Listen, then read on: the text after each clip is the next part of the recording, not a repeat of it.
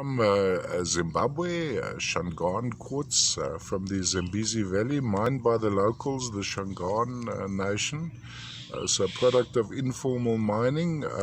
These actually occur in a clay. So when the silica flow came, maybe little shots of silica came out and were protected by a clay. So they crystallized like this. This one has a bit of contact on that termination.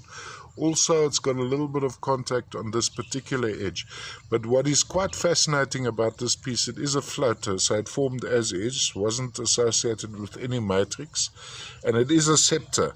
So you have a crystal head on the top there, and as we go around, we have the bigger head. So we have the thin stem and the bigger head.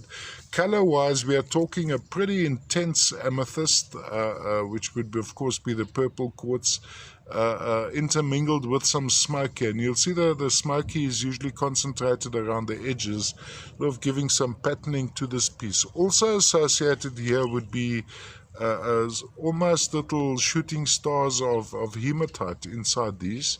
Now, usually in sections like this where I find a lot of hematite, I don't usually find little gas come water bubbles in hydros, but very often in the Zambezi Valley quartzes I find in hydros or little moving gas come water bubbles, and I'd call it in hydro if I find not a stationary bubble but a bubble which has motion as you move the stone.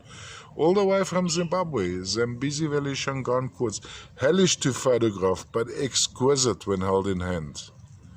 Really lovely pieces, and one could actually spend hours on these. Very versatile, lots happening in these guys.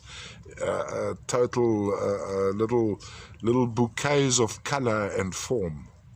Let me just see if I can zoom in on that. The camera actually gets baffled. There's so much to look at. Camera doesn't know quite where to look.